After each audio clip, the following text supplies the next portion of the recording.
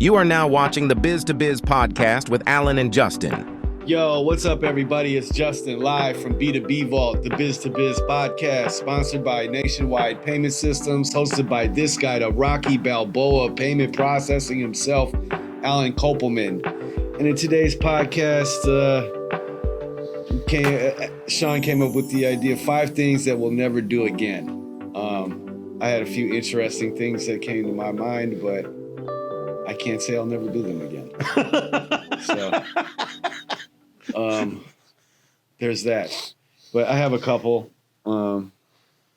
that I kind of thought about, and it's also Mental Health Awareness Month, so it kind of ties into that a little bit as well. Yeah, man, how you doing? I'm doing okay. Yesterday was actually National Dog Rescue Day. So I thought, I saw Dave Portnoy with his Peaches dog everywhere. He has some pit bull that he adopted. Oh, Miss Peaches. cool. We have Rocky. Do you have Rocky? I have Rocky. Yeah, you do have Rocky. The Nationwide Payment Systems mascot. Right, Rocky? You going to make an appearance on the podcast? Come here. Come over here. See, everybody can see you, how cute you are. Say, I'm cuter than Miss Peaches. Or, I don't know, there's another dog on the internet, Clarence, but I don't think he's a rescue dog. Never heard of him. Oh, Clarence, there's some black Labrador. We'll give him a shout out. My other favorite dogs are Luna and Layla. They're also on Facebook. Oh. There's a woman, she makes really funny videos. Very nice. I don't have time to make Rocky videos. Pictures, yes. Videos, no. Okay. But how's your week going? It's going, man. It is what it is. You ready to hop into it? Yes, sir. Okay, you want to go first? Or you want me to Sure, go I'll go first? first. Okay. The number one on my list, I guess this isn't. I kind of heard this early on when I was starting my business, and that's doing work for family. What I mean by that is I'm a web developer by trade, so a lot of times, your family will, hey, I got this business I'm starting, blah, blah, blah. Help me out with a website. That quickly gets out of hand. Unless you're really good at setting boundaries and, putting contracts in place with family members. I didn't. I found myself working for free quite a lot. When I, not when I first started either, it's kind of, it was like I did it for him, so I might as well do it for him. You know what I mean? Right. Type of thing. So that would be, you don't ask your landlord for free rent, right? Because you know the guy. Right. I'll tell you a funny story about that. We had a landlord when me and Dave first went into business. This guy, Mr. Booth, Phil Booth, and Phil Booth said to us one day, he said something because Dave was always back then. Dave's mom was she was in good health and everything. Now it's not so much, but she, his stepdad and his mom were attorneys. And he said, if you could get, Dave would always say, my mom has to look at this paper or whatever. He goes, well, if you could get your mom to write a letter that says that you two are good boys, he goes, I'll give you a month of free rent. Dave called his mom and we got a month free rent. So. Oh, that's nice. Yeah, I never really, nothing, my uncle was the shout out to Uncle Randy. He was the only one that ever paid me. Yeah. So, my advice for anybody, stay away from doing work for your family unless you got unless you really want to stand on it. And, I don't know. It's kind of hard to do that. Listen, I got somebody that was like a a pseudo relative of mine a merchant account one time. I said, listen, if it doesn't work out, just let me know. Send the machine back. Right. Right. And I'll can't get your account canceled. Instead of doing that, they were doing like no business. I asked them about it. They said, no, we're trying to do business, you know. And then instead of calling me on the phone and like returning the machine, they called up and then they said like a bunch of bad stuff about me. Well, yeah, that's. And I was like, why did you do? And then I called them up. I'm like, why'd you do that? I told you, all you had to do is return the equipment. Yeah, that never really happened to me. I mean, I just ended up being the asshole. Yeah, well, Justin's an asshole. Like, exactly. Justin doesn't want. Well, that's what they did. They said, "Oh, this guy said we could just cancel at any time," and that wasn't what it is. You got to return your equipment to cancel. Yeah, I would definitely pass that on to if you know somebody who, you know, whatever. If you can pass the business on, pass the business on. My second thing. Oh, you're gonna do all yours? Oh, no. I guess I was just going to run through them real quick. Okay. It's not, you know, the rest of them aren't really life-changing or story-worthy. But number 2 would be neglect my body. For the past 20 years, you know what I'm saying? I didn't work out for shit. And I woke up one morning when I was about 42 years old and really felt terrible. So I've been at it ever since. Number 3 probably would be number 1 for me, but you know, not giving yourself the love and self-appreciation, like giving yourself props for all the things that you do in life. You know what I mean? Sometimes we go through life and forget to really, you know, congratulate ourselves on the accomplishments that we have and how far we've came and the diversity that we've had to overcome. So remember to show yourself love, man. Number 4 will be never listen to a song with Puffy on it again. And that's for, I'm all jokes aside. No, I'm not laughing. You know what I'm saying? But like literally, like, I mean, let's put it this way: the skeletons are coming out of this guy's closet. yeah, he's shit out of luck. And apparently, like, he's up Schitt's Creek without a paddle for real. Apparently, like, he disappeared, right? No, he's in Miami. Oh, he's in Miami? Oh, I thought they couldn't find him. No, he's in Miami. Oh, he's in Miami? Puffy ain't worth our airtime. Okay. And then number 5 is, you know, not listen to my gut instincts about certain things. Most of the 99% of the time, your intuition is correct. So go with your, believe in yourself enough. And you know what I mean? Go with your gut instinct and, you know, take those chances. It's definitely worth it. But so, yeah, man, those are my top 5. And I mean, for the bonus, I was going to say I'll never sell drugs again, but I don't know if that's going to happen or not. So I'm kidding. It's a joke. I'm a retired whatever. Okay. Carry on. Okay. Justin's a comedian today.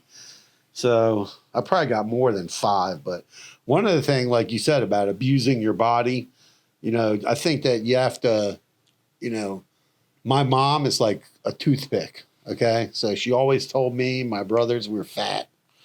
Even when I wasn't fat, I was fat. And I think that being healthy is very important and taking care of your health and having a proper, I don't try to use the word diet, but meal plan, you know, and eating healthy and doing healthy things for yourself is very important, and making time for that. And that's something also that when I was almost 60, my brother asked me if I was going to live to see 60, and I dropped 50 pounds. There you go. So yeah, I lost 130 pounds in the past 2 years. So I know that, and you know, it's good. I feel better. So here's a few things I would never do. 1, I'll never open another restaurant again. No one can talk me into that. I bet. So I worked in the restaurant business. I had my own restaurant. It's something I would never do again. When I see people opening up restaurants, I feel, unless you got a lot of money, don't open a restaurant. It can quickly get out of hand. Justin said about doing business with family, loaning money to friends. If you ever loan money to a friend, you might not get your money back. So if you give them money, consider it almost a gift. Or if you feel like you're going to help somebody out, or they said, like one time I knew somebody was not actually like a good friend of mine, but was friends with somebody else. And it was a single mom. She was going to get kicked out of her apartment. I actually contacted the landlord and I said, she needs to stay in her apartment for at least another 2 weeks. What's that going to take? And I took care of that. And the girl said, oh, I'm going to give you back the money. I knew I was never getting the money back. So, but it's a good thing. I did a good deed. Borrowing money to friends is that's got to be careful with that shit. Exactly. It's a very hard thing to deal with. Another thing, I wrote down this: never get married. Since I'm divorced twice, I don't know, it would take a lot for me to do that. Never say never, buddy. Right. But the one thing is one thing you got to be. I learned one thing about myself over the years, right? And one of the things I learned is I need to be me, right? Sometimes doesn't go, I got to be me, and being Alan is enough, right? And you don't need to go spend a bunch of money and put on fancy clothes to impress people and all that. Just be yourself, and it's good enough. And if you yourself and you work hard, you're going to do well. You don't need to go drive a Mercedes or some expensive car to impress women. And you don't need to be wearing, $500 suit or whatever and $300 sneakers to accomplish things in your life. Man, it's got to be tough to be a young man these days, bro. Yeah. I mean, like I have daughters. Yeah. And there's the way I just feel sorry for everybody they date, man. Because I've set like this standard for them, right? Right. Like, and they're, geez. I tell them all the time, like, I'm like a diamond in the rough. You know what I mean? Like, yeah. I have like, I'm from where chivalry isn't dead, right? Like you still open the door for people and you say thank you. Yeah, but that's being yourself. That's what I'm saying. Doing those nice things, that's more important than spending the money. Yeah, but then there's also that. Right. Right? And I've spoiled all of my daughters. Okay. You know what I mean? They're all spoiled to death. And that's... I spoiled my daughter, it's too. It's a big problem. It's an issue for real. Like, you know what I mean? Like they take it out on their significant others quite often. And I'll just ask my dad, that if I was a man dating someone and I would get pissed off too about that. Like, I wouldn't want that held over my head, but I think that you have to, relationships is just hard to deal with. So you gotta be on the same page with somebody and all that. And, you can't just spend money just to impress people. Okay. Spending money just to impress people, you're just going to put yourself in debt and you're going to end up not happy. Because, because if you don't have the money to spend, don't spend the money. And if you can't put, there's something that I read not too long ago that made a lot of sense to me. If you see something and you're going to buy it, but you can't put the same amount of money into your savings account, then you can't afford it. So like say there's something for $600 that you want to buy. If you can't buy that and put the $600 to the side, you can't afford it. And it made so much sense to me. That does make sense. I wonder who said that. It was just a random, but it's mental health awareness I month. get So it. like there's memes flying out the window right now. It's a really good one. That's that was some sound advice, financial advice. Yeah. That's good sound financial advice. Another thing that I wrote down, so you just got to be yourself. Don't try to impress people. Don't worry about, like somebody told me, oh, I can't be on your podcast. You guys got to wear suits on the podcast. I'm like, nobody cares if we have a suit on. No one cares if you have I would tell you that like doing business today is not the same as doing business 25 years ago. Right. Okay. 25 years ago, you walked into somebody's business. You better be wearing a dress shirt and a tie, probably, at the very least, if not a suit jacket. Okay.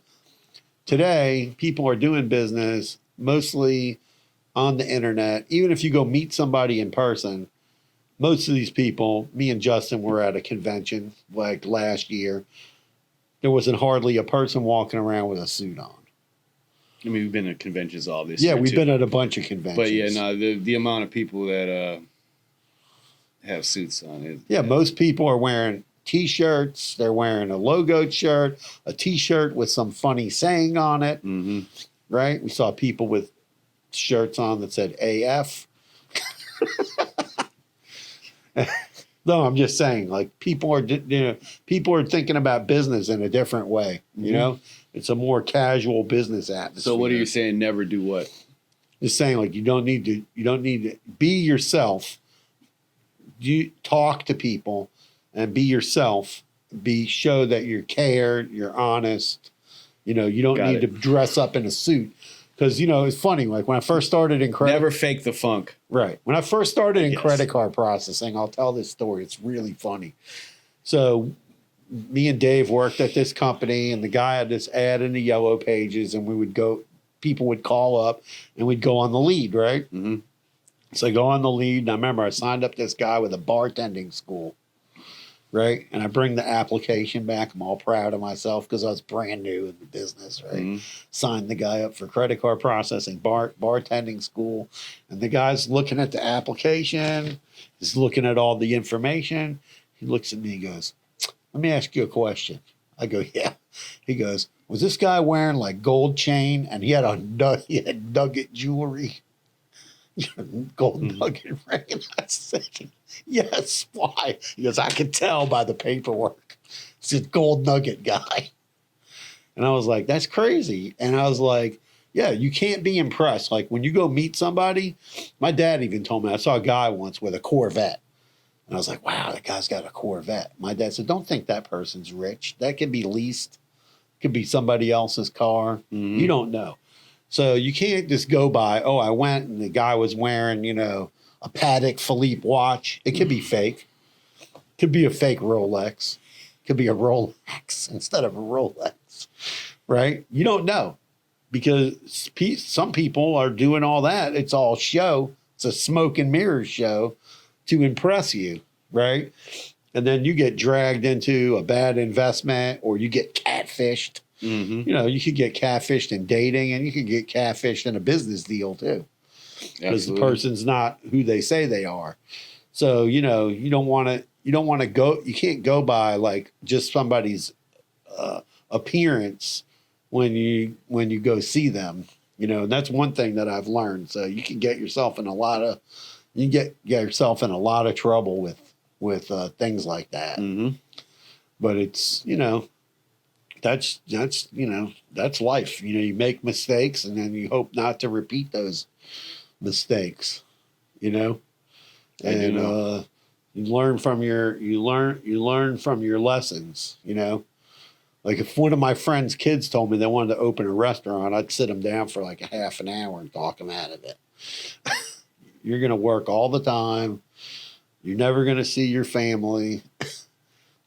I mean, you could, in all due respect, you could pretty much say that to starting a business in general. You're not going to spend a lot of time with your family. The first couple years are going to be tough.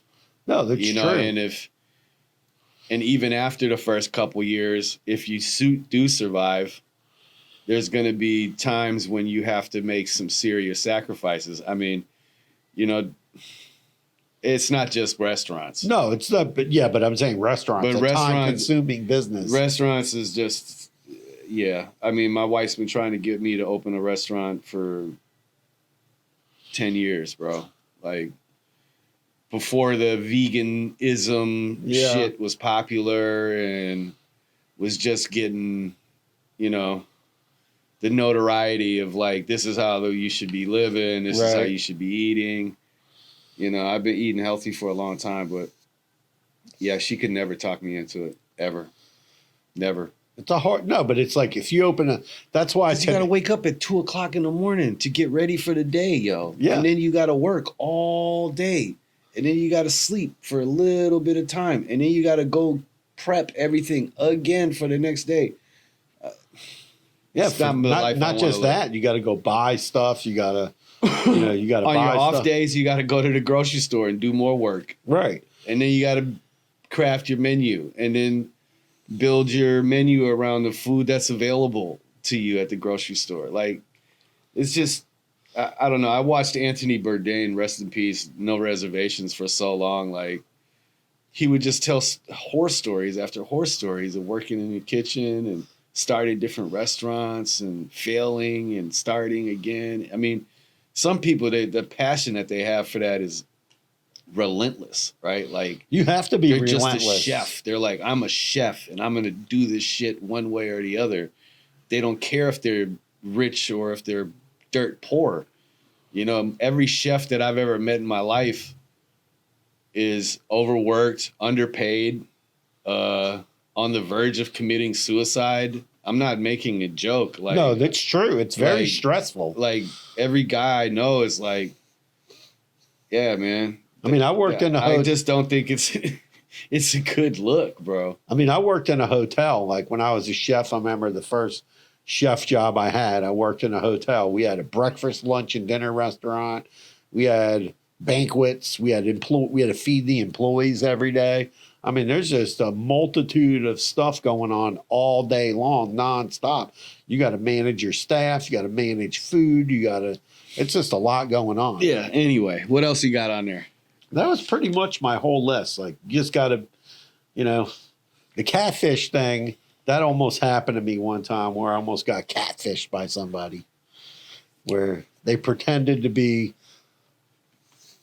a person, and I believed that they were this person, and it was when the internet first started, and then something clicked off in my brain because the person was asking me for money, and I was like, this is not a good idea. And I stopped myself, but it happens. Like today, I had a phone call today where we got an application in. I was showing Justin the address, went to a cemetery. I found the actual business and the real guy, and he goes, "Oh, actually, our business," he goes, "There's a cemetery right next to where our warehouse is, like near where it is, right down the road a little bit." Okay. And he's like, "Yeah," he goes, "I got a few other phone calls." He goes, "What do you think I should do?" And I said, "Well, you should definitely check your credit report and make sure nobody's dinged it or made an attempt to ding it or looked at your business credit. Because, you can check. I told him check NAV, check D&B, and see if somebody's dinging your credit. But, there's all forms of different catfishing. Like, people are getting catfished on the phones all the time. I was reading stories about how all of a sudden these banks are saying they're getting sued by multiple people who describe, like, they got a phone call. The person said they were from the bank. I don't want to mention names of banks. We don't want to, they said, "Oh, I'm calling from XYZ Bank. Oh, we're trying to resolve some problem with your bank account. Oh, we're sending you a text message right now. Can you give us the code?" Never give that code out. And then the next thing you know, these people's bank account is emptied for whatever, hundreds or thousands or hundreds of thousands of dollars. Yeah, people would definitely tripping. And then the people get mad at the bank, right? And they're like, and they say to the bank, "Oh, you're not protecting us." Well, you're not protecting yourself. You got to, I just don't understand it. I was telling this guy on the phone today, I was like, man, these scammers, they're not even in this country. They're in India or Pakistan or in Europe somewhere, right? And you would think, like, with all the information we have and the AI and the this and the that and the computers and the NSA and the CIA and all this, we could shut these people down. I mean, I get crank phone call, whatever, scammer phone calls on my cell phone all day long. Yeah. Of people, I want to sell you this. Oh, I'm calling from Social Security, the IRS. Your son's been arrested. My mom got a call the other day that she said the state patrol found her Cadillac with a couple of keys of cocaine, something else, and they're like, "Yeah, you have a felony arrest warrant for you." My mom was freaking out, dude. Like, but yeah. Did you think it was real? No, it was not real. Police. No, I mean, if they found some keys of cocaine and somebody in a car that was registered to you, the feds would be at your front door, exactly, knocking on the door. It's not going to wait. No, they're definitely not calling. But yeah, I mean, never give information over the phone that you don't find trustworthy, I guess. Anything involving banking and credit cards, no, hang up the phone. Right. And Yahoo and Microsoft and Google are not calling you either. No. They're not calling you up to tell you about some fraud on your stuff. They are not. And don't open those emails either. My favorite email is this one like, "Oh, I'm an expert hacker and I hacked into your entire ethical system." hacker. No, not that. Oh, we have the one guy, the ethical hacker. He keeps contacting me. He's saying he found some hole on our website and he should get a bounty for that. I don't even know what he was talking about. But I get You know what was weird? After I looked into that, yeah, he was right and but he wasn't right because there's the securities that I have installed on there was taking care of that. So I don't know. he wants a bounty. He wrote to me like 2 times this week. But a bounty for what? He didn't. I don't know. There's nothing that anyway, I don't know, man. People are nuts. No, but the other one is the people that want you to send them like a bunch of Bitcoin because they said they have naked pictures of you. They hacked onto your computer and they saw that you're looking at porn or something. Before we end the pod, I just, I mentioned suicide, and it is Mental Health Awareness Month. So I don't want to take that lightly. And I was just like, legitimately, I was saying everyone that I've known who has been operating a restaurant, they weren't very healthy mentally. And if you know somebody who's struggling with mental health, reach out, give them some support. Suicide is not a joke. I wasn't joking about suicide. Yeah. So take care of yourself, your mind, your body, and your soul. Yeah. Mental health is important. You have to take time for yourself every day. But I'm not joking about not listening to Diddy. Diddy's done. Diddy did it. I mean, they're just showing a video of him beating some woman in the hallway nonstop. Yeah, no, that was Cassie, man. It's crazy. I mean, anyway, that's the pod. Some things that we would never do again in life. Give us your list. Yeah, I'd love to hear some things that you would never do, especially involving business. I was really having a hard time trying to think some things that I would never do again, and some of them were just not suitable for work. So, yeah, I'm sure we could come up with some other non-suitable things that wouldn't be, that would be R-rated or worse. Absolutely. So that's the pod. Hit the like button for us. Check us out every Wednesday and Friday, man. Thanks for watching. Peace. Peace out. Carpe diem.